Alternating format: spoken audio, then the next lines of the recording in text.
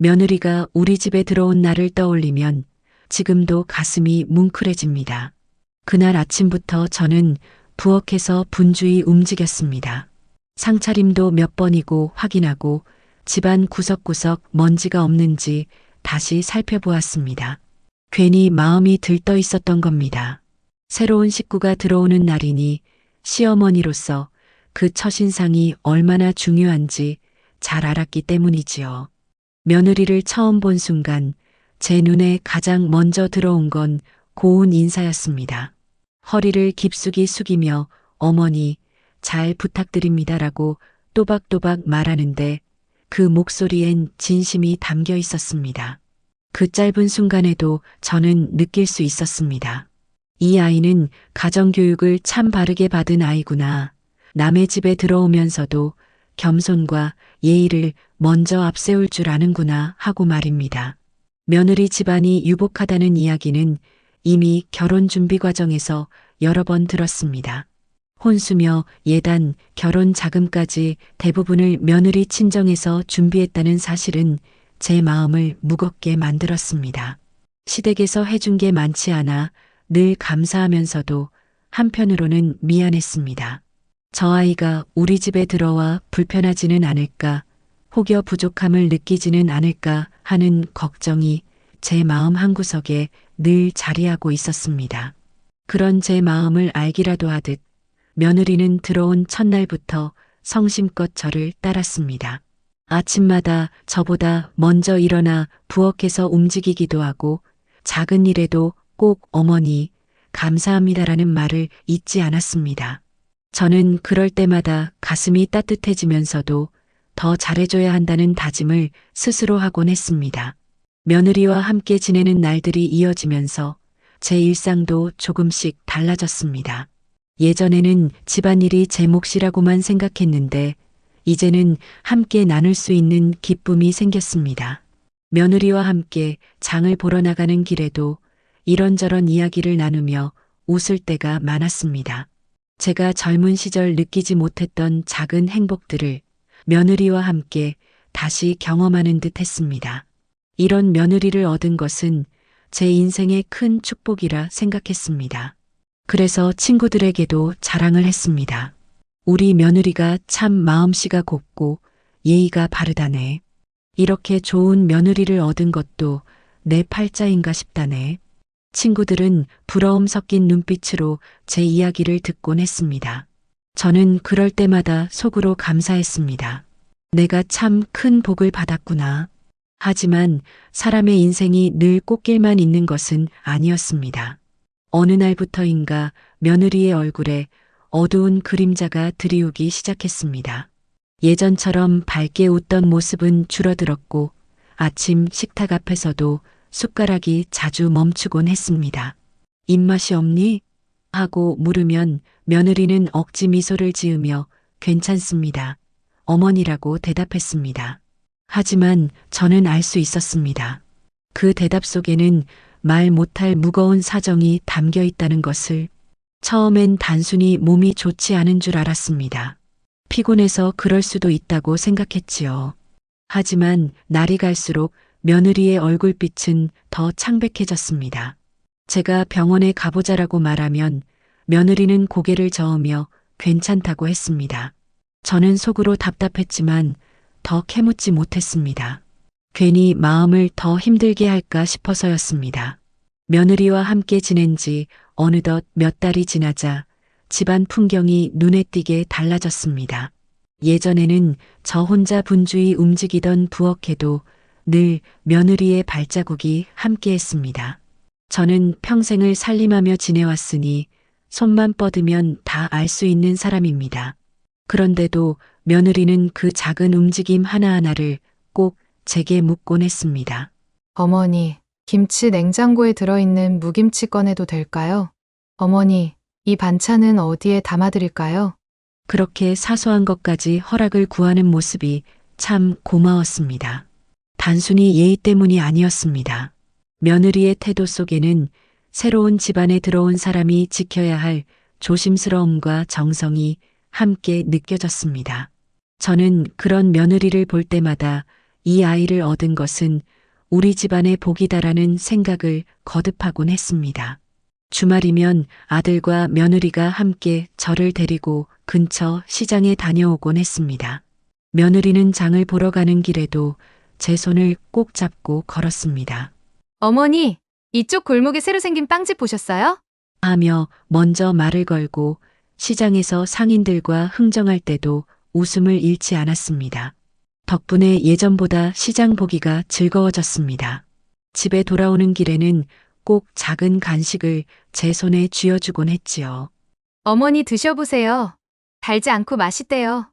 그 따뜻한 마음이 제겐 큰 위로가 되었습니다.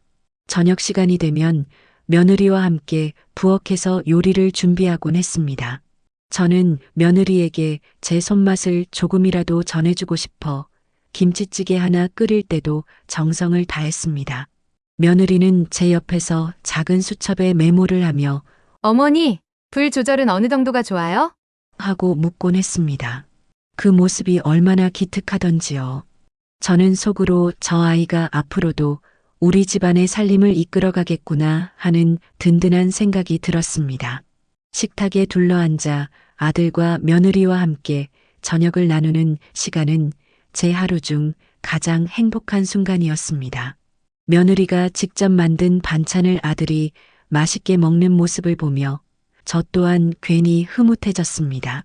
아들은 우리 집은 늘 음식이 맛있다고 웃으며 젓가락을 내려놓지 않았습니다.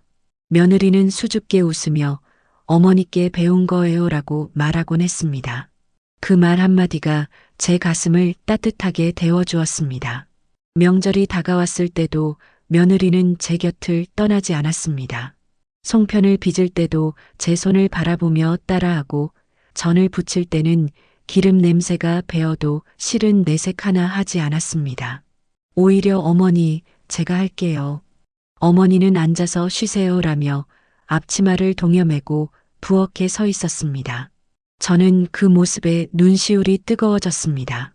며느리를 단순히 아들의 아내로만 생각했던 것이 부끄러울 정도였습니다. 이제는 제 친딸처럼 느껴졌습니다. 가끔은 며느리와 함께 텔레비전을 보며 소소한 대화를 나누기도 했습니다. 드라마 속 시어머니와 며느리의 갈등 장면이 나오면 며느리가 제 눈치를 보며 웃곤 했습니다. 어머니, 저는 절대 저렇게 안 할 거예요. 걱정 마세요. 그러면 저는 장난스럽게 그 말 평생 기억해 두마하며 웃어넘겼습니다. 그때마다 집안의 따뜻한 웃음소리가 울려 퍼졌습니다.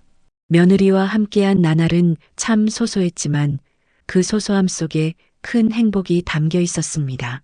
저는 날마다 감사했습니다. 이렇게 좋은 아이를 며느리로 맞이한 것도, 아들이 그런 아내를 얻어 웃음을 되찾은 것도 모두 하늘이 내려주신 복 같았습니다. 그래서 저는 매일 밤 잠자리에 들기 전 마음속으로 되뇌곤 했습니다. 오늘도 참 감사한 하루였다. 제발 이 행복이 오래도록 이어지게 해달라. 그러나 사람의 바람이 언제나 이루어지지는 않더군요. 그 행복한 날들이 길게 이어질 거라 믿었던 제 바람과는 달리 어느 날부터인가 며느리의 얼굴에 조금씩 그늘이 드리워지기 시작했습니다. 그러던 어느 날부터였습니다. 며느리의 얼굴빛이 조금씩 변하기 시작한 건 처음에는 대수롭지 않게 여겼습니다. 누구나 피곤한 날이 있는 법이고 계절이 바뀌면 몸이 쉽게 지칠 수도 있으니까요. 하지만 시간이 갈수록 며느리의 얼굴은 날이 차갑게 식어가는 것처럼 점점 창백해져 갔습니다. 아침 식탁에서 그 변화는 더 뚜렷하게 드러났습니다. 예전 같으면 따뜻한 밥 한 그릇에 반찬을 곁들여 맛있게 먹던 아이가 요즘은 밥알을 몇 숟갈 뜨다 말고 젓가락을 내려놓곤 했습니다. 저는 그 모습을 슬쩍 살피다가 입맛이 없니? 어디 불편하니? 하고 조심스럽게 물었습니다. 그러면 며느리는 늘 억지 미소를 지으며 괜찮습니다. 어머니, 그냥 요즘 피곤해서 그래요라고 대답했습니다. 하지만 그 미소는 예전처럼 환하지 않았습니다. 눈가에 힘이 없고 말끝도 힘없이 떨어지는 것이 분명히 무언가를 숨기고 있다는 걸 말해주고 있었습니다. 저녁에 아들이 퇴근하고 들어와도 며느리의 모습은 전과 달랐습니다. 예전에는 부엌에서 종종 웃음소리가 흘러나왔습니다. 아들이 농담을 하면 며느리가 까르르 웃으며 받아주곤 했지요. 그런데 언제부턴가 그 웃음소리가 사라졌습니다. 대신 며느리는 조용히 밥을 차리고 말없이 앉아 숟가락만 움직였습니다. 아들도 눈치를 챘는지 요즘 힘들어? 하고 물어보곤 했지만 며느리는 늘 아니에요. 괜찮아요 라는 말로 대화를 마무리하곤 했습니다. 저는 속으로 답답했습니다. 겉으로는 멀쩡히 웃고 있지만 눈빛에는 늘 그늘이 드리워져 있었으니까요. 그 아이가 처음 우리 집에 들어왔을 때 보여주던 반짝이는 눈빛은 어디로 갔을까요? 밤에 방에서 불이 꺼진 후에도 며느리가 한참 뒤척이는 소리가 들릴 때면 제 마음은 더 무거워졌습니다. 어느 날은 함께 시장에 나간 자리에서 며느리의 변화를 또렷하게 느꼈습니다. 늘 상인들과 다정히 인사하며 웃던 며느리가 그날은 한마디 말도 없이 제 뒤를 따라오기만 했습니다. 고개는 자꾸 숙여져 있었고 손에 든 장바구니도 무겁게만 보였습니다. 저는 걱정스러운 마음에 얘야, 어디 아픈 거 아니지? 요즘 기운이 없어 보여서 말이다 하고 넌지시 물었습니다. 그러자 며느리는 또다시 억지로 웃으며 대답했습니다. 아니에요, 어머니? 그냥 잠을 잘 못 잤어요. 그 말은 도리어 제 마음을 더 무겁게 만들 뿐이었습니다. 밤에 혼자 부엌 정리를 할 때면 며느리의 표정이 자꾸 떠올랐습니다. 저 아이에게 무슨 일이 있는 건 아닐까? 혹시 친정에 무슨 일이 생긴 건 아닐까? 아들이랑 무슨 갈등이 생긴 건 아닐까? 온갖 생각이 머리를 스쳤습니다. 하지만 정작 며느리는 한 번도 먼저 속내를 꺼내지 않았습니다. 그저 괜찮다는 말만 반복했습니다. 그때 저는 알았습니다. 며느리가 저에게조차 털어놓지 못할 만큼 무거운 짐을 혼자 지고 있다는 사실을. 겉으로는 평온해 보이지만 속으로는 얼마나 힘겨울까 생각하니 마음이 저려왔습니다. 그리고 그 예감은 결국 어느 날 새벽 제 눈앞에서 확실해지고 말았습니다. 그날은 유난히 잠이 오지 않았습니다. 밤새 뒤척이다가 겨우 눈을 붙였는데 한밤중에 목이 말라 잠에서 깼습니다. 시계를 보니 새벽 2시가 조금 넘은 시각이었습니다.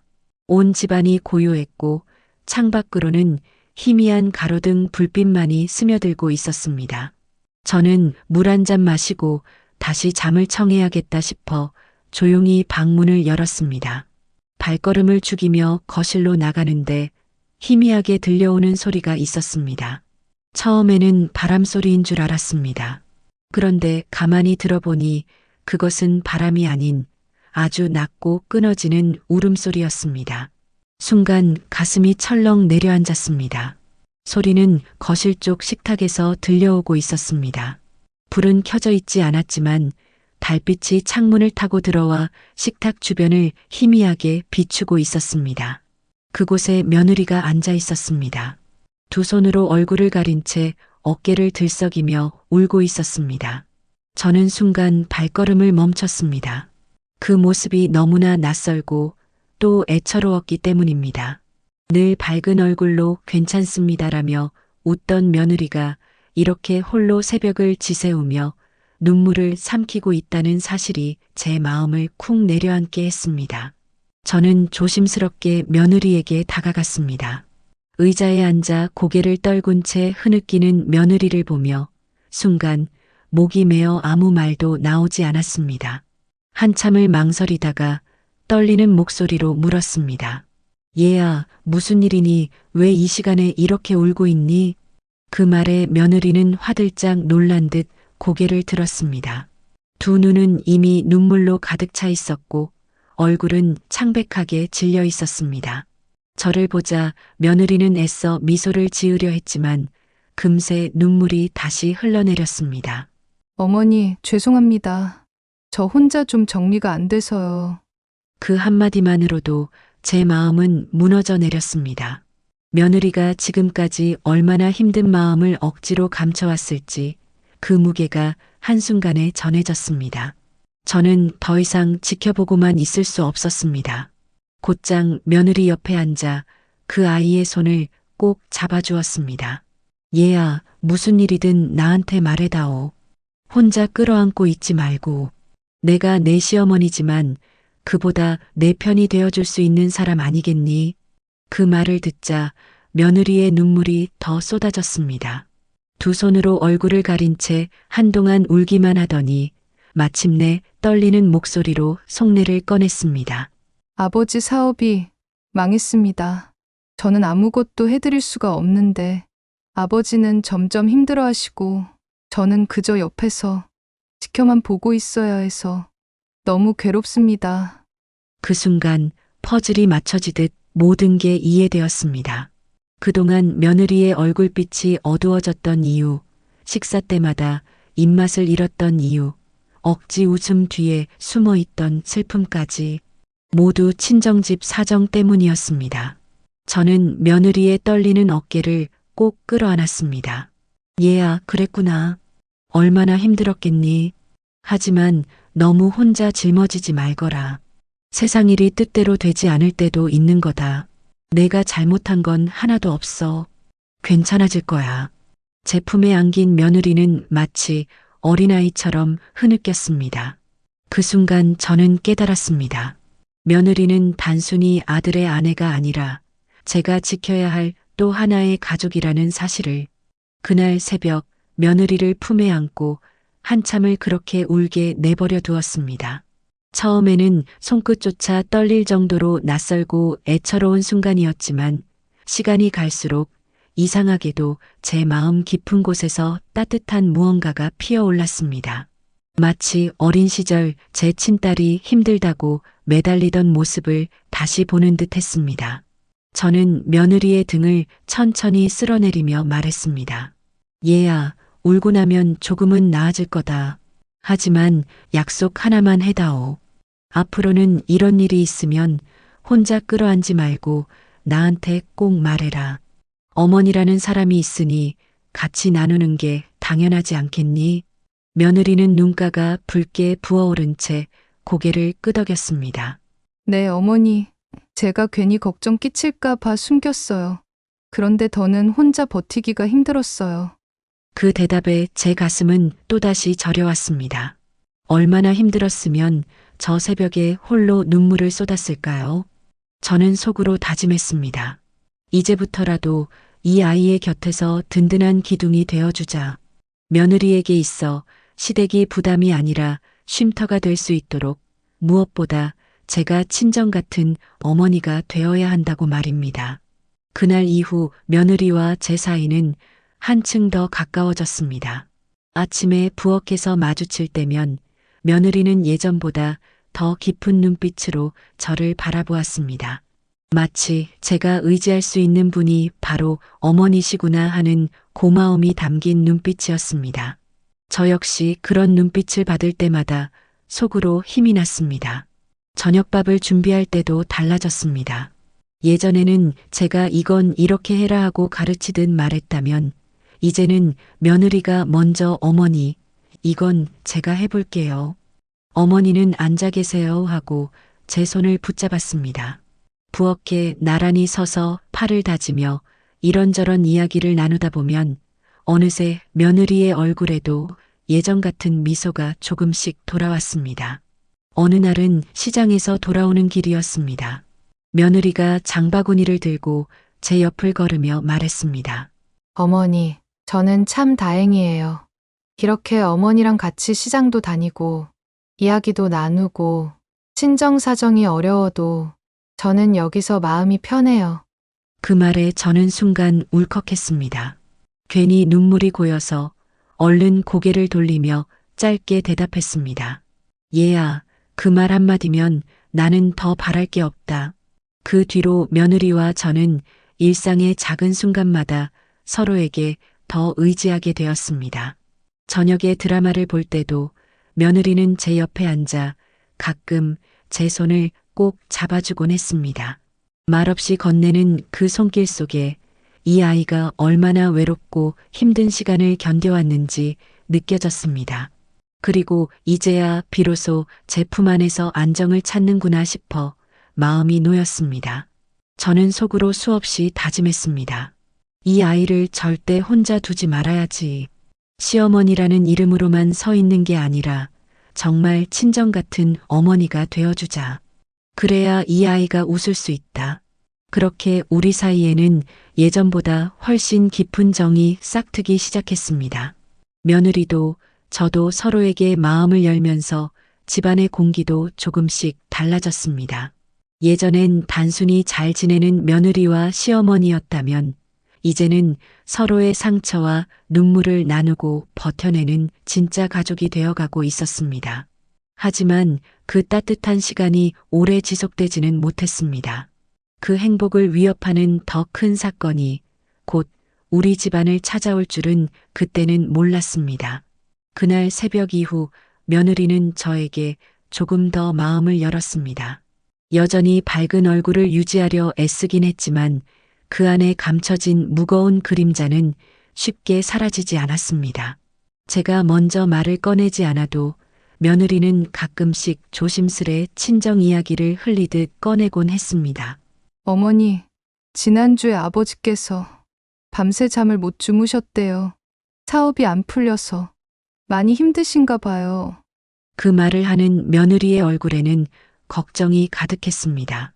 예전 같으면 가족 이야기를 가볍게 하곤 했지만 이제는 말끝마다 무거움이 묻어났습니다. 저는 며느리에게 차를 따라주며 조심스레 물었습니다. 혹시 아버지가 크게 손해를 보신 건 아니겠니?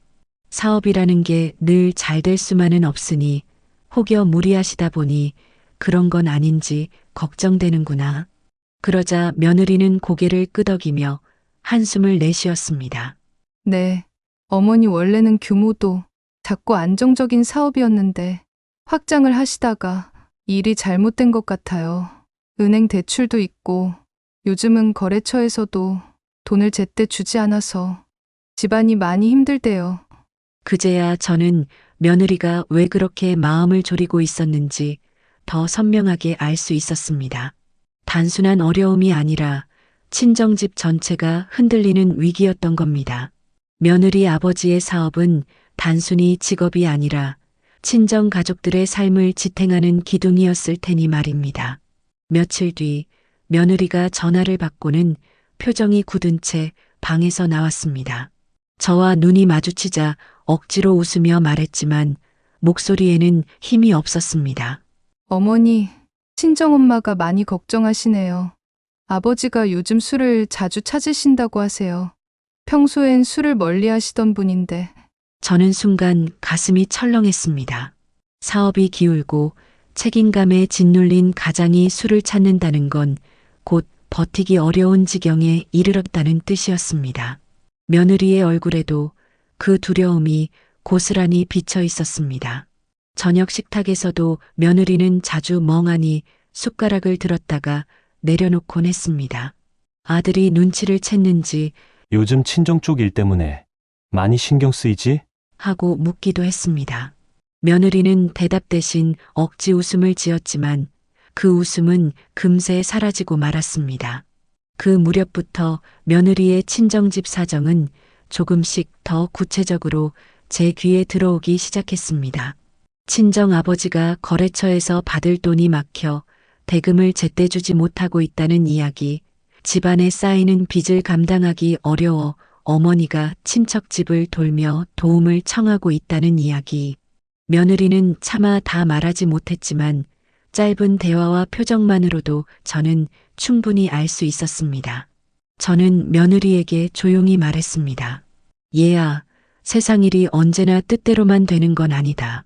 하지만 사람이 사는 데는 결국 버팀목이 필요하다.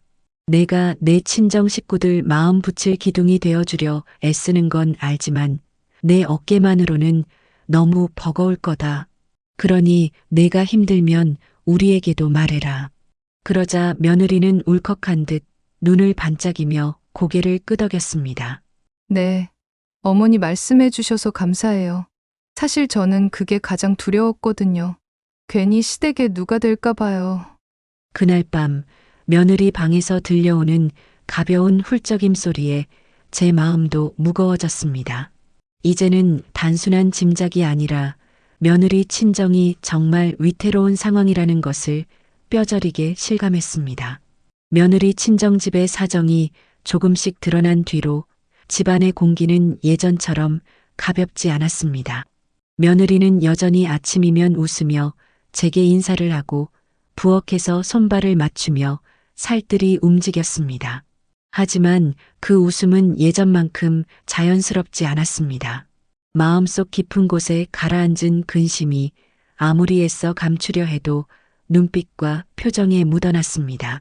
저는 그럴 때마다 며느리를 더 따뜻하게 대하려 했습니다.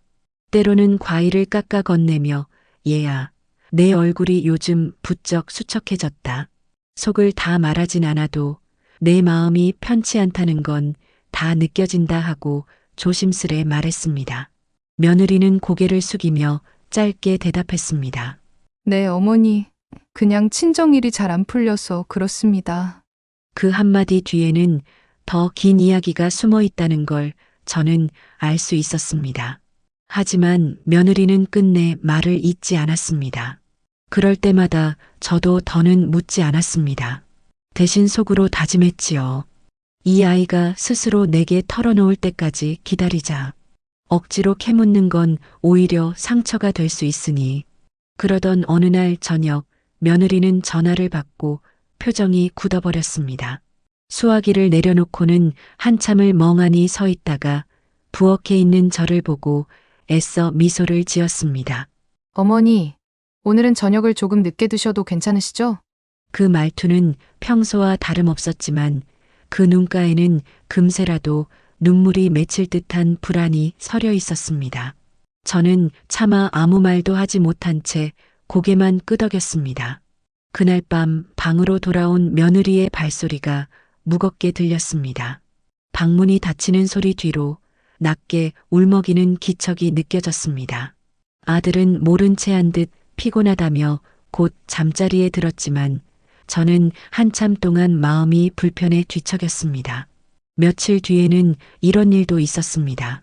며느리가 장을 보러 나갔다가 빈손으로 돌아왔습니다.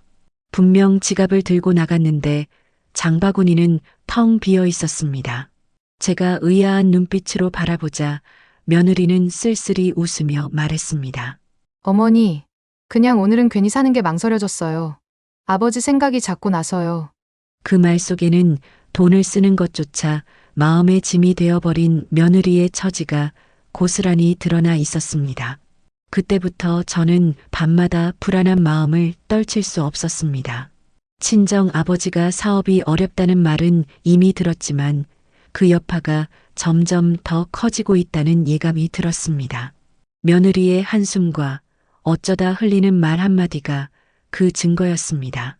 그리고 마침내 그 불안이 현실이 되는 순간이 찾아왔습니다.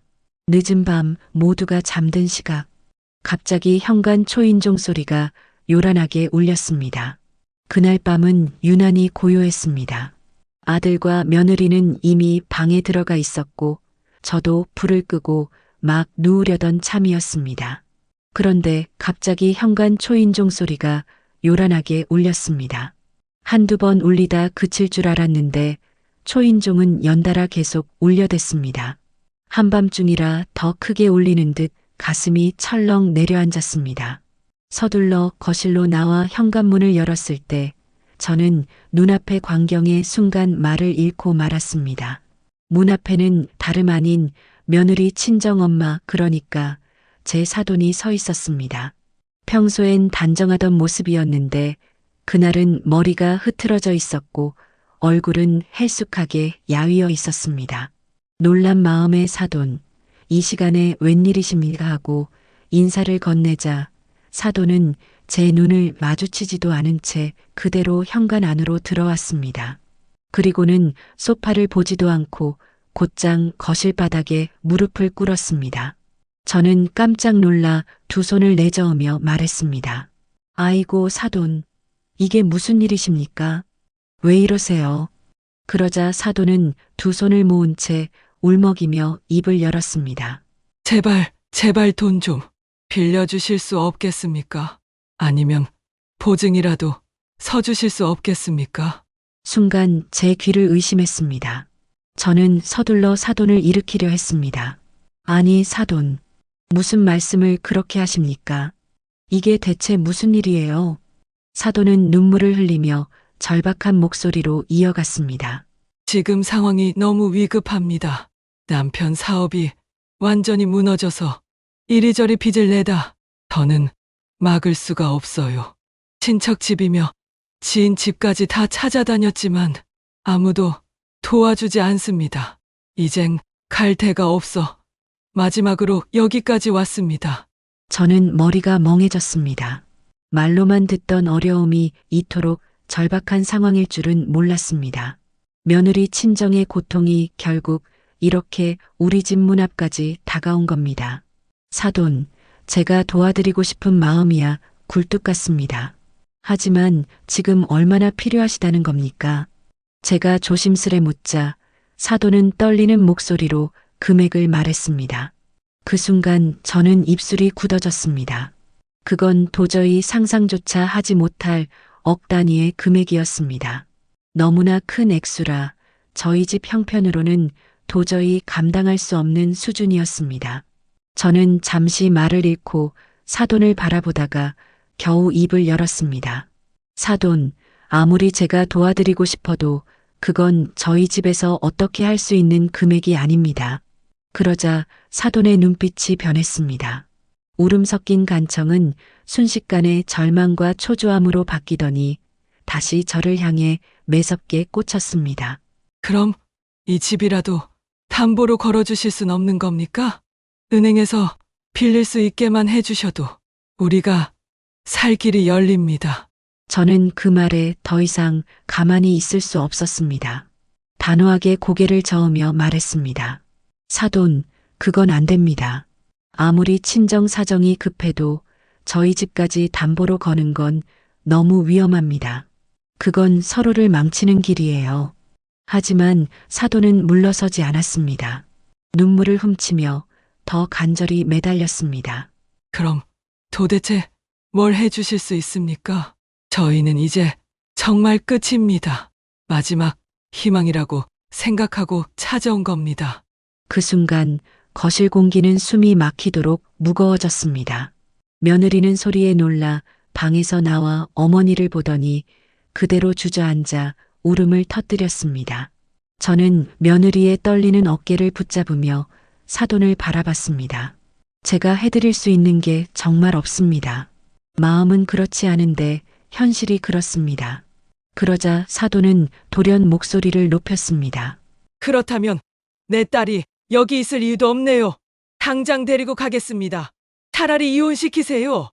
그 말은 제 가슴을 후려치는 벼락 같았습니다. 너무나 터무니없는 말 앞에 저는 순간 아무 대답도 할 수 없었습니다. 며느리는 울며 제 손을 꼭 붙잡았고 저는 그 아이를 지켜야 한다는 본능적인 생각만이 머릿속을 가득 채웠습니다. 저는 말문이 막혀버렸습니다. 사돈의 목소리가 거실 안을 울릴 때마다 제 가슴은 쿵쿵 내려앉았습니다. 억 단위의 돈, 집을 담보로 내놓으라는 요구, 그리고 급기야 내 딸을 데려가겠다, 이혼시키겠다는 그 말까지. 그 모든 것이 한순간에 쏟아져 들어와 머리가 멍해졌습니다. 이게 정말 내 앞에서 벌어지고 있는 일인가? 내가 지금 꿈을 꾸는 건가? 제 마음은 혼란스러웠습니다. 불과 며칠 전까지만 해도 며느리와 함께 웃으며 밥을 먹고 드라마를 보며 나누던 소소한 대화가 떠올랐습니다. 그 아이의 웃음소리, 제 손을 꼭 잡던 따뜻한 손길이 그대로 남아있는데 지금 눈앞에서는 그 아이가 어머니의 손에 이끌려 울고 있었습니다. 저는 속으로 수없이 자문했습니다. 내가 혹시 잘못한 걸까?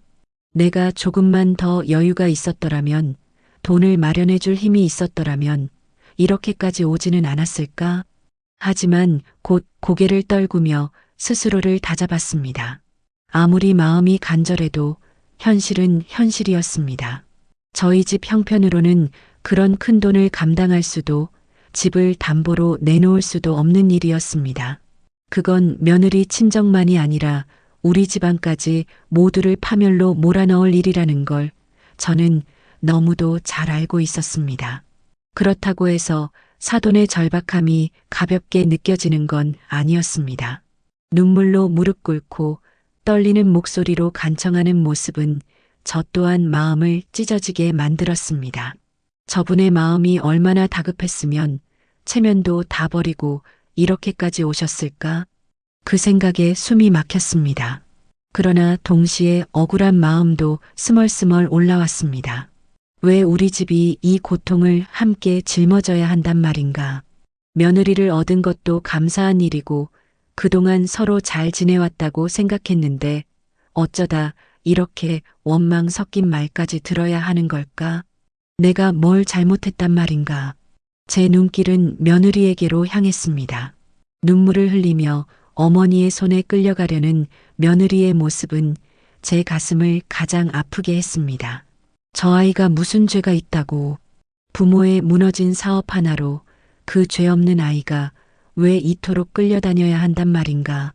속으로 수없이 되뇌며 차라리 제 몸이 대신 아파오기를 바랐습니다. 한편으로는 두려움도 엄습했습니다. 정말 며느리가 떠나가 버리면 어떡하지? 사돈이 저렇게 강하게 나서는데 며느리가 끝내 그 손을 뿌리치지 못하면 우리 집은, 내 아들은, 나는 앞으로 어떻게 되는 걸까? 상상만으로도 눈앞이 캄캄해졌습니다. 그 순간 저는 비로소 깨달았습니다.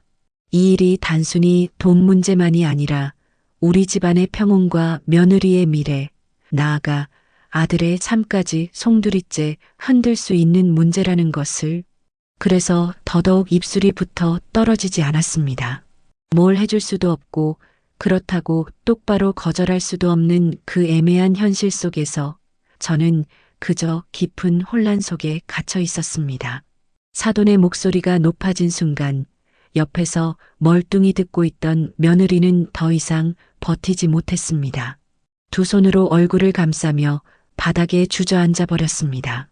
그 작은 어깨가 떨리며 흔들릴 때 제 가슴도 함께 무너져 내리는 듯 했습니다. 엄마, 제발 그러지 마세요. 며느리의 목소리는 간절했지만 너무도 약했습니다. 친정엄마의 손을 붙잡으며 애써 막아보려 했지만 그 손은 이미 절박하게 굳어 있었습니다. 사돈은 눈물로 일그러진 얼굴로 딸을 바라보며 말했습니다. 너라도 알지 않니? 우리 집이 지금 어떤 상황인지. 내가 여기 앉아 웃고 떠드는 동안 아버지는 무너져 가고 계시잖아. 내가 어떻게 나를 말릴 수가 있니? 그 말에 며느리는 고개를 숙인 채 더 크게 흐느꼈습니다. 저와 눈이 마주쳤을 때 그 눈빛 속엔 이루 말할 수 없는 죄책감과 슬픔이 뒤섞여 있었습니다. 마치 어머니, 저는 어떻게 해야 할까요? 하고 묻는 것 같았습니다. 저는 그 눈빛에서 며느리의 갈등을 읽을 수 있었습니다.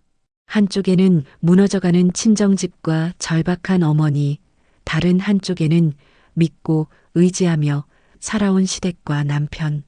어느 쪽도 버릴 수 없기에 그 아이는 그 자리에서 몸과 마음이 찢겨나가는 듯 울고 있었습니다. 어머니, 저는 어떻게 해야 하나요? 제 친정이 저렇게 무너져 가는데 저 혼자 여기서 편히 살아도 되는 건지 모르겠어요. 하지만 시댁에 누가 될까봐 너무 두려워요. 그 떨리는 목소리에 제 눈에도 눈물이 고였습니다. 이 아이가 무슨 죄가 있단 말입니까? 부모의 무너진 사업 하나로 멀쩡한 며느리가 왜 이렇게 눈물 속에 휘말려야 하는지 그 부당한 운명 앞에 저 또한 말문이 막혔습니다. 사돈은 딸의 눈물조차 받아들이지 못한 채 단호히 말했습니다. 내가 그렇게 말할수록 더 마음이 아프다. 하지만 지금은 눈물로 해결될 상황이 아니다. 너는 당장 나와 함께 나가야 한다. 그래야 아버지를 살릴 수 있어. 그 순간 며느리의 손은 공중에서 멈춘 듯 떨렸습니다. 시댁을 지키고 싶다는 마음과 친정을 외면할 수 없다는 피부치의 의무가 부딪히며 그 아이는 그저 바닥에 눈물을 뚝뚝 흘릴 뿐이었습니다. 저는 그 모습을 지켜보며 속으로 울부짖었습니다. 얘야, 내가 무슨 잘못이 있니? 넌 단지 부모와 남편 사이에 서 있을 뿐인데 왜 이 모든 고통을 내가 짊어져야 하니? 거실안은 눈물과 절망, 그리고 말할 수 없는 침묵으로 가득 찼습니다. 거실 공기는 이미 숨조차 가쁘게 만들 만큼 무거웠습니다. 며느리는 바닥에 주저앉아 울고 있었고 저는 그 아이의 손을 붙들며 한마디라도 위로의 말을 전하고 싶었지만 목이 메어 말이 나오지 않았습니다. 그때 사돈은 더는 기다릴 수 없다는 듯 몸을 일으켰습니다. 그리고는 거칠게 며느리의 팔을 잡아당겼습니다. 가자, 너는 여기 앉아 있을 시간이 없어. 내 아버지가 무너져 가는 걸 두 눈으로 보고도 내가 이 집에서 눈물만 흘리고 있을 거야? 며느리는 눈물범벅이 된 얼굴로 저를 바라봤습니다. 그 눈빛은 애원 같기도 하고 용서를 구하는 듯 하기도 했습니다. 어머니, 떨리는 목소리가 겨우 흘러나왔지만 말은 끝내 맺히지 못했습니다. 저는 며느리의 손을 더 꽉 붙잡으며 애써 말을 꺼냈습니다. 사돈, 제발 잠시만 생각을 가다듬으세요. 지금 이 아이를 이렇게 끌고 나간다고 해서 무슨 해결이 되겠습니까? 이 아이까지 짐을 떠안으면 그 무게는 더 커질 뿐입니다. 하지만 사돈의 얼굴은 단단히 굳어 있었습니다. 그동안 눌러왔던 울분과 절망이 폭발하듯 목소리는 한층 날카로워졌습니다. 사돈, 지금 저희는 선택할 여유조차 없습니다. 무너져 내리는 집을 붙들려면 내 딸이라도 함께 짊어져야 해요. 제발 막지 마세요. 그 말과 함께 사돈은 다시 며느리의 팔을 힘껏 잡아 끌었습니다. 며느리는 울면서 저를 향해 몸을 돌렸습니다. 어머니, 죄송합니다. 정말 죄송합니다. 그 모습은 제 가슴을 천갈래 만갈래 찢어 놓았습니다. 저는 며느리의 손을 끝까지 붙잡고 싶었지만 사돈의 기세와 상황의 절박함 앞에서 제 손은 결국 느슨해지고 말았습니다. 그렇게 며느리는 친정 엄마의 손에 이끌려 현관 밖으로 끌려나갔습니다. 초인종 소리가 울리던 그 현관문이 이번에는 쿵 닫히며 집안은 숨조차 멎을 듯 고요해졌습니다. 남겨진 저는 그대로 거실 바닥에 주저앉았습니다.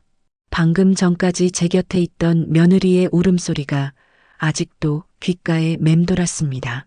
손끝에는 여전히 며느리의 떨림이 남아 있었고 가슴 속에는 도저히 삼킬 수 없는 허망함과 분노가 뒤섞여 있었습니다. 어쩌다 일이 이렇게까지 흘러가 버린 걸까? 내가 지켜주겠다고 다짐했던 아이를 이렇게 허망하게 내 눈앞에서 놓쳐버리다니. 제 눈에서는 뜨거운 눈물이 흘러내렸습니다.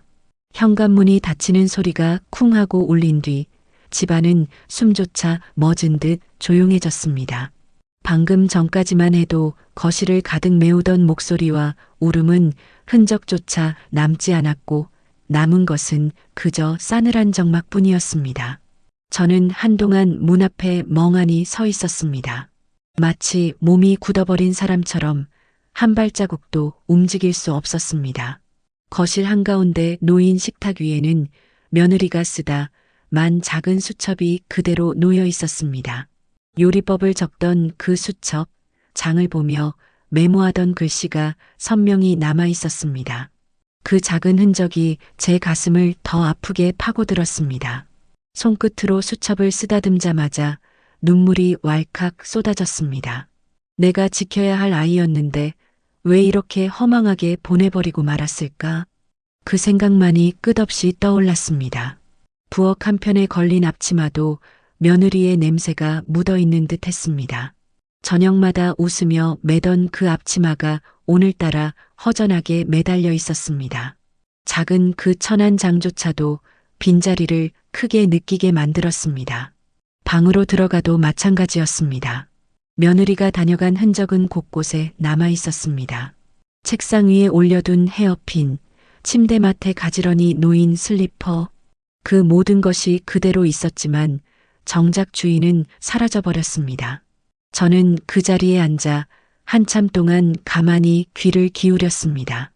혹시나 며느리의 웃음소리가 방에서 들려올까, 부엌에서 부지런히 움직이는 발소리가 들려올까 싶어서였습니다. 하지만 돌아온 건 오직 고요뿐이었습니다. 가슴 한구석이 뻥 뚫린 듯 허전했습니다.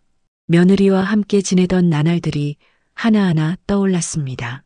시장에서 제 손을 꼭 잡던 모습, 저녁 식탁에서 웃으며 반찬을 올려주던 모습, 그리고 며칠 전 제품에 안겨 울던 모습까지 그 모든 장면이 주마등처럼 스쳐 지나가며 제 마음을 찢어 놓았습니다. 얘야, 내가 왜 이런 고통을 겪어야 하니? 내가 무슨 잘못을 했다고 이렇게 울며 떠나가야 하니? 저는 가만히 혼잣말을 되뇌며 눈물을 훔쳤습니다. 밤이 깊어갈수록 집안은 더 공허하게 느껴졌습니다. 아무리 등을 켜도 어둠은 거실 곳곳에 스며 있었고 그 어둠 속에서 며느리의 빈자리가 더 크게 드러났습니다. 마치 집안 전체가 며느리를 잃은 슬픔에 잠긴 듯 했습니다. 그날 밤 저는 한숨도 이루지 못했습니다. 눈을 감으면 며느리의 얼굴이 떠오르고 귀를 기울이면 그 아이의 울먹이던 목소리가 다시금 들려왔습니다. 새벽녘까지 저는 이불을 끌어안고 흐느끼며 떠나간 며느리를 향한 그리움으로 가슴을 채웠습니다. 며느리가 떠난 지 하루, 이틀, 사흘 시간이 흘러도 집안의 공기는 좀처럼 가라앉지 않았습니다. 아들은 말없이 출근하고 퇴근하며 아무 말도 하지 않았습니다. 저녁 식탁에 마주 앉아 있어도 예전처럼 대화가 오가질 않았습니다. 그 아이도 알고 있을 겁니다. 며느리의 빈자리가 얼마나 크게 느껴지는지. 아침이 가장 힘들었습니다. 늘 부엌에서 먼저 일어나 커피포트를 올리던 며느리가 없었습니다. 대신 텅 빈 부엌에 저 혼자만의 발소리만 울렸습니다. 커피포트가 끓는 소리조차 쓸쓸하게 들려 괜히 마음이 더 허전해졌습니다. 며느리가 자주 사용하던 머그잔이 싱크대에 그대로 놓여 있는 걸 볼 때마다 눈물이 차올라 손으로 눈가를 훔치곤 했습니다. 저녁 준비를 할 때도 마찬가지였습니다. 전에는 며느리가 옆에서 양파를 다지고 제가 국을 끓이며 서로 장단을 맞췄습니다. 그런데 이제는 혼자서 칼을 잡고 혼자서 국을 끓였습니다. 국물이 끓어오를 때마다 괜히 며느리의 목소리가 들려오는 듯 했습니다. 어머니, 불 조금 줄여야 하지 않을까요? 그 목소리를 떠올리자 눈물이 솟구쳐 국을 젓던 손이 멈춰버렸습니다. 집안일은 분명 예전과 다르지 않았습니다. 빨래도 해야 하고 방도 쓸어야 하고 밥도 지어야 했습니다. 하지만 같은 일도 며느리와 함께할 때는 즐거움이 되었고 혼자가 되고 나니 짐처럼 무겁게 느껴졌습니다. 빨래를 널며 바람에 흔들리는 옷가지들을 바라볼 때면 며느리의 옷이 섞여 있던 모습이 떠올라 가슴이 저릿해졌습니다. 밤이 되면 더욱 견디기 힘들었습니다. 집안이 고요해지고 불을 끄면 며느리의 웃음소리와 작은 발소리까지도 귀에 맴돌았습니다. 며느리가 드라마를 보며 어머니, 저런 며느리는 절대 안 되겠죠? 하고 웃던 목소리가 생생했습니다. 이불을 덮고 눈을 감아도 그 목소리와 얼굴이 떠올라 도무지 잠을 이룰 수 없었습니다. 몇 날 며칠을 뜬 눈으로 세우다 보니 제 얼굴에도 주름이 깊어지고 눈가가 붉게 달아올랐습니다. 아들은 속으로 괴로움을 삼키고 있는 듯 했습니다. 퇴근 후 집에 들어와도 말없이 밥만 먹고 방으로 들어가 버리기 일쑤였습니다. 저는 그런 아들의 뒷모습을 보며 더 가슴이 아팠습니다. 저 아이도 아내를 그리워하고 있을 텐데 차마 티를 내지 못하고 있구나. 며칠 동안 저는 마음속으로 수없이 며느리의 이름을 불렀습니다. 전화를 걸어볼까 수십 번도 더 고민했지만 혹여 친정 식구들 사이에서 며느리가 곤란해질까 싶어 참았습니다. 대신 밤마다 기도하듯 중얼거렸습니다. 얘야, 내가 어디에 있든 부디 무사하기만 해라. 내 마음이 너무 무너지지 않기를 바란다. 그 며칠은 유난히 길었습니다. 해는 떴다가 저물기를 반복했지만 제게는 시간이 멈춰 있는 듯 했습니다. 집안의 시간은 며느리가 떠난 순간에 그대로 붙잡힌 것 같았습니다. 며느리가 떠난 지 며칠째 되는 날 밤이었습니다. 온종일 공허한 마음을 달래려 부엌을 정리하고 방을 쓸고 닦았지만 해가 저물자 다시 집안은 깊은 정막에 잠겼습니다. 불 꺼진 거실에 앉아 시계 초침 소리만 듣고 있을 때였습니다. 갑자기 핸드폰이 울렸습니다. 그 순간 가슴이 철렁 내려앉았습니다. 화면에 뜬 이름은 다름 아닌 며느리였습니다. 손끝이 떨려서 통화 버튼을 누르기도 쉽지 않았습니다. 간신히 전화를 받자마자 저쪽에서는 이미 울음 섞인 목소리가 터져 나왔습니다. 어머니, 저예요. 며느리의 목소리는 잔뜩 잠겨 있었고 숨이 막히는 듯 떨리고 있었습니다. 그 한마디만으로도 며칠 동안 그 아이가 얼마나 힘들었는지 단번에 느낄 수 있었습니다. 저는 서둘러 대답했습니다. 얘야, 괜찮니? 어디 아픈 건 아니지? 잠시 흐느낌만 이어지더니 며느리가 간신히 말을 이었습니다. 어머니, 죄송해요. 이렇게 갑자기 떠나와 버려서. 그리고 어머니께 너무 큰 둘을 끼쳤어요. 사실 친정에 와 있어도 마음이 조금도 편하지 않아요. 아버지 일은 점점 더 안 좋아지고 엄마는 하루 종일 울고만 계시고 저는 어떻게 해야 할지 모르겠어요. 그 목소리는 절망에 젖어 있었습니다. 저는 핸드폰을 움켜쥔 채 눈가가 뜨겁게 젖어오는 것을 느꼈습니다. 며느리가 제 곁에 있지 않아 손을 잡아줄 수 없다는 사실이 더 안타까웠습니다. 얘야, 내 잘못이 아니다. 내가 뭘 잘못했다고 그렇게 울고 있니? 너는 그저 부모님 곁에 있어주는 것만으로도 효녀다. 그러니 너무 스스로를 탓하지 마라. 제가 애써 다독이자 저쪽에서 흐느끼는 소리가 더 크게 들렸습니다. 어머니, 그 말씀이 너무 고마워요. 사실 친정에 있어도 마음은 늘 시댁에 가 있습니다. 어머니 얼굴이 자꾸 떠오르고 제가 괜히 짐만 들인 것 같아 하루하루가 괴롭습니다. 그 말에 제 눈에서도 눈물이 뚝뚝 흘러내렸습니다. 그 아이가 얼마나 혼자 외롭고 힘들었을지 생각하니 가슴이 미어졌습니다. 얘야, 언제든 돌아와도 된다. 이 집은 내 집이기도 하다. 내가 의지할 곳이 여기 있다는 걸 잊지 마라. 그러니 혼자 너무 괴로워하지 말아라. 그 순간 며느리는 마치 억눌러왔던 감정을 모두 쏟아내듯 울음을 터뜨렸습니다. 통화기기 너머로 전해지는 울음소리에 저 또한 함께 눈물을 흘리며 밤이 깊도록 그 아이를 위로했습니다. 전화를 끊고 난 뒤에도 저는 한참 동안 핸드폰을 내려놓지 못했습니다. 화면이 꺼진 뒤에도 며느리의 울음 섞인 목소리가 귓가에 생생하게 맴돌았습니다. 숨죽여 흐느끼던 그 소리, 애써 강한 척하며 괜찮다고 했던 그 아이의 떨리는 말투가 제 가슴에 깊이 박혔습니다. 저는 거실불도 켜지 않은 채 소파에 앉아 멍하니 천장을 올려다봤습니다. 그리고 제 마음속에서 오래 억눌러왔던 갈등이 고개를 들었습니다. 정말 이렇게 두고만 봐야 하는 걸까? 저 아이가 친정에서 저리 울고 있는데 나는 그저 멀리서 전화를 받으며 위로의 말만 건네는 게 최선일까? 며느리를 얻은 날이 떠올랐습니다.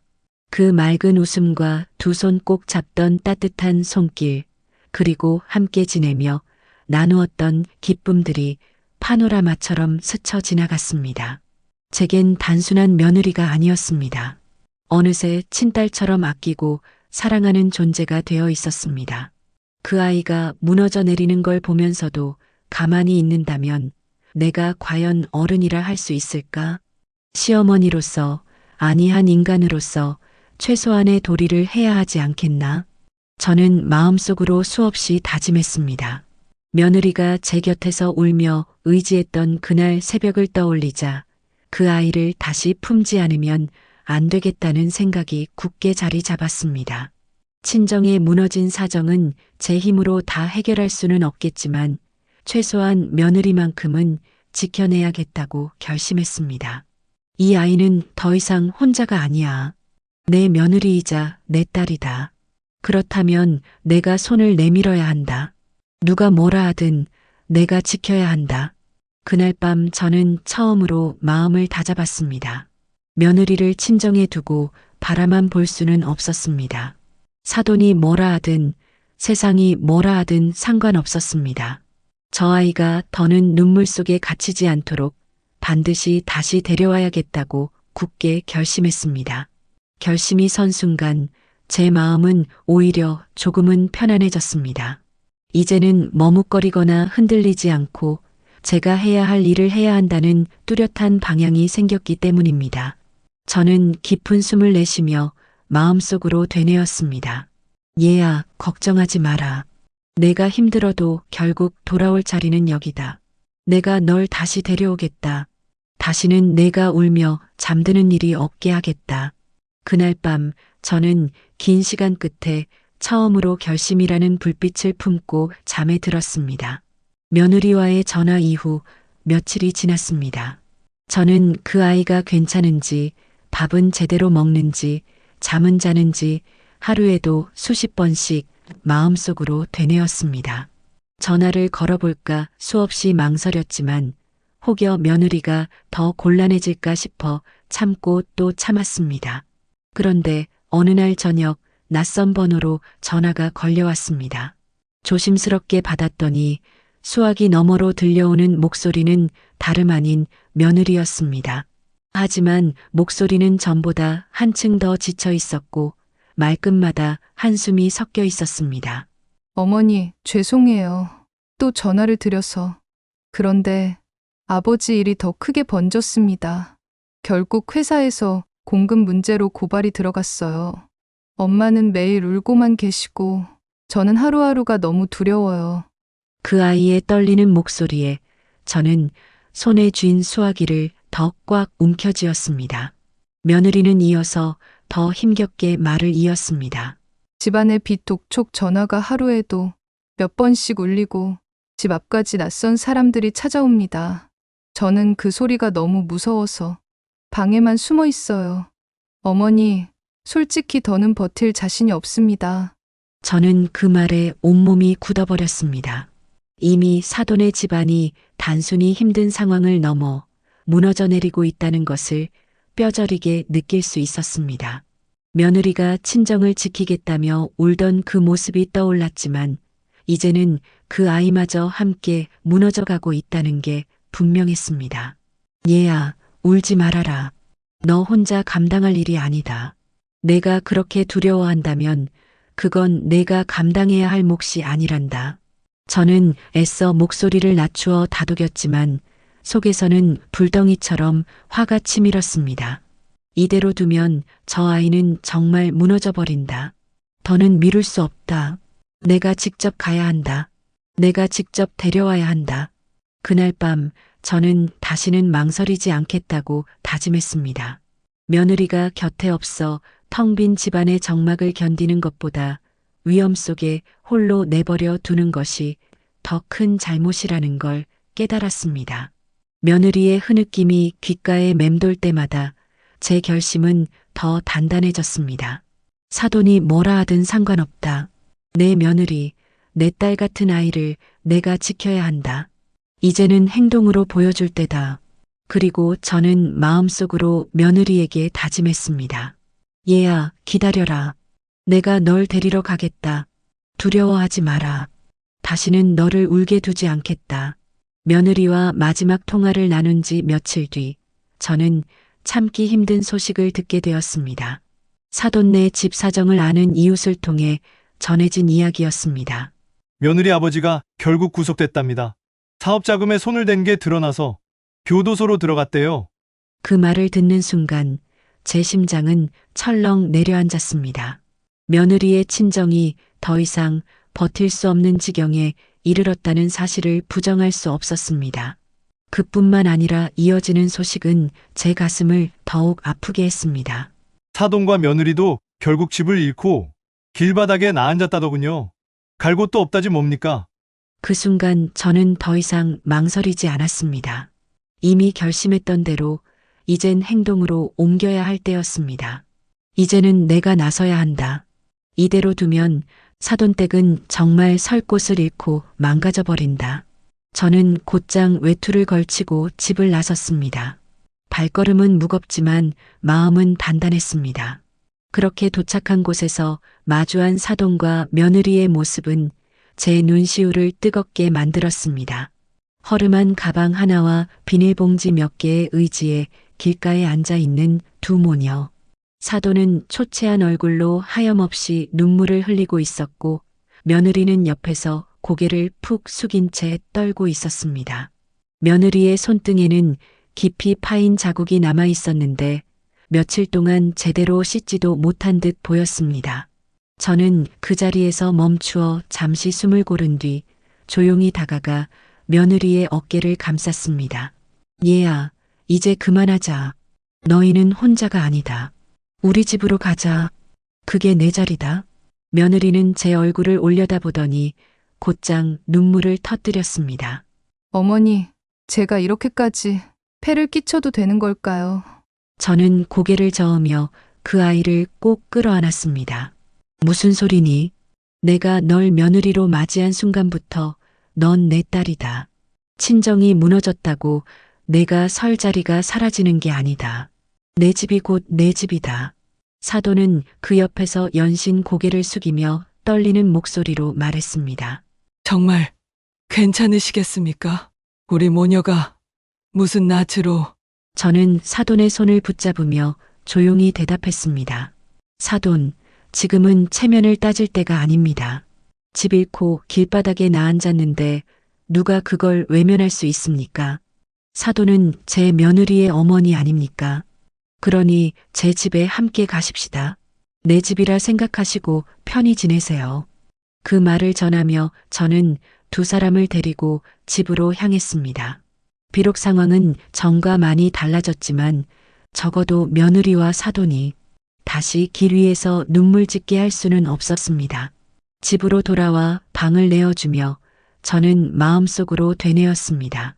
앞으로 어떤 어려움이 닥치더라도 며느리와 사돈만큼은 내가 끝까지 지켜야 한다. 이제는 내 책임이다. 그날 이후 며느리와 사돈은 제 집안에서 함께 지내게 되었습니다. 사돈과 며느리가 우리 집에 들어온 첫날 밤, 집안 공기는 묘하게 달라져 있었습니다. 빈 방에 이불을 펴고 짐을 정리하는 소리가 들릴 때마다 이곳이 더 이상 예전의 조용한 집이 아니라는 것을 실감했습니다. 며느리가 함께 살던 시절에도 웃음과 활기가 있었지만 지금은 그에 더해 사돈까지 들어와 있었으니 제 마음은 어쩐지 더 무거웠습니다. 처음 며칠은 서로 눈치를 많이 보았습니다. 사돈은 방에서 나와도 늘 허리를 숙이고 마치 이 집의 공기를 마음대로 쓸 수 없다는 듯 조심스러웠습니다. 부엌에서 물 한 잔을 떠 마시는 것도 미안하다는 듯 눈치를 살피며 움직였습니다. 그런 모습을 볼 때마다 저는 마음이 짠했습니다. 사돈, 여기는 제 집이기도 하지만 이제 사돈의 집이기도 합니다. 눈치 보지 마시고 편히 계세요. 그렇게 말했지만 사돈은 여전히 고개를 숙이며 작은 목소리로만 고맙습니다. 죄송합니다를 되뇌었습니다. 며느리는 달라졌습니다. 예전에는 제 옆에서 웃으며 살림을 함께 도맡던 아이였는데 이제는 친정엄마와 함께 있다는 안도감 때문인지 표정 속에 어딘가 복잡한 빛이 감돌았습니다. 저를 바라보며 감사한 마음을 표현하면서도 친정엄마 옆에 서 있을 때는 여전히 자식된 마음으로 연약하게 흔들리는 모습이 보였습니다. 그 아이의 눈빛을 보면 시댁과 친정 사이에서 여전히 균형을 잡으려 애쓰고 있다는 게 분명했습니다. 집안 풍경도 달라졌습니다. 식탁에 앉는 사람 수가 늘어나자 늘 먹던 반찬도 양을 더해야 했습니다. 밥솥에서 나는 김이 예전보다 더 풍성해졌지만 그 풍경이 무조건 즐겁게만 느껴지진 않았습니다. 웃음소리와 대화가 오가는 대신 어쩐지 조심스러운 정적이 흐르는 시간이 많았습니다. 특히 아들이 퇴근해 돌아왔을 때 며느리와 사돈이 함께 앉아 있는 식탁 앞에서 잠시 멈칫하는 모습은 저의 마음을 더 무겁게 만들었습니다. 그러나 또 다른 면에서는 그 속에서 조금씩 새로운 기운이 자라나는 것도 느낄 수 있었습니다. 사돈은 비록 조심스러웠지만 집안일을 돕겠다며 부엌에 나와 설거지를 거들곤 했습니다. 제가 말리면 곧장 물러섰지만 그 손길 속에는 분명 이 집안의 보탬이 되고 싶다는 마음이 담겨 있었습니다. 며느리도 예전처럼 부지런히 움직이며 친정엄마 곁을 지켜주려 애썼습니다. 저는 그런 모습을 지켜보며 마음속으로 다짐했습니다. 비록 우리 집 풍경은 예전과 달라졌지만 이 또한 함께 견뎌내야 할 인연이다. 사돈이 내 집에 머무는 것이 불편하게만 느껴진다면 그건 내 그릇이 작은 탓일 것이다. 내 며느리의 엄마이자 결국은 내 가족이다. 그날 이후 저는 식탁에 앉을 때마다 의도적으로 더 환하게 웃으려 애썼습니다. 낯선 긴장감이 집안을 가득 채우는 대신 조금이라도 따뜻한 공기가 감돌게 하고 싶었습니다.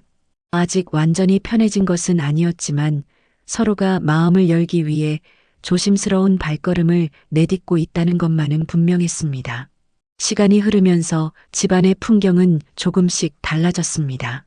처음에는 서로 어색하고 조심스러웠지만 함께 밥을 먹고 하루를 나누다 보니 웃음이 다시 번지기 시작했습니다. 사돈은 여전히 미안한 마음을 놓지 못했지만 제가 일부러 따뜻한 말로 다가가니 조금씩 마음을 열었습니다. 사돈, 이제는 마음고생 그만하세요. 여기가 곧 사돈의 집입니다. 괜히 미안하다 생각하지 마시고 편히 지내셔야 저도 편합니다. 그 말에 사돈은 눈시울이 붉어지며 고개를 끄덕였습니다. 그 옆에서 며느리는 눈물이 글썽이며 제 손을 꼭 잡았습니다. 어머니, 정말 감사합니다.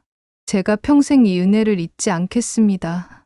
그 손끝에서 전해지는 따뜻한 온기는 마치 제 친딸의 손을 잡은 듯 했습니다. 그 순간 저는 다시 한번 마음을 굳게 다졌습니다. 그래, 이제부터는 내가 저 아이와 사돈을 지켜야 한다. 더는 이 집에서 눈물 흘리게 해서는 안 된다. 내 아들을 지켜주었던 아이, 내 며느리와 그 어머니를 내가 품어야 한다. 그날 이후로 저는 두 사람을 내 식구라 여기며 보살폈습니다. 밥상 위에는 늘 세 사람 몫의 반찬을 더 준비했고 대화 속에는 조심스러운 웃음이 하나둘 자리 잡았습니다. 밤이면 며느리와 함께 차를 마시며 속 깊은 이야기를 나누기도 했고 사돈과는 살림살이 이야기를 주고받으며 서로의 상처를 조금씩 덜어냈습니다. 물론 여전히 앞길은 쉽지 않을 것입니다. 며느리의 아버지가 수감 중인 현실은 바뀌지 않았고 친정집의 상처는 쉽게 치유되지 않을 것입니다. 그러나 저는 알았습니다. 삶은 결국 혼자가 아니라 함께 견뎌내는 것이라는 사실을 저는 속으로 다짐했습니다. 앞으로 무엇이 닥치든 이 집은 더 이상 외로운 집이 아니다. 우리가 함께라면 다시 웃을 수 있다. 그렇게 저는 며느리와 사돈을 품에 안고 화목한 나날을 만들어 가기로 마음먹었습니다. 이제 제 집안에는 더 이상 공허한 울음이 아닌 서로를 지켜주는 따뜻한 숨결이 자리하게 되었습니다.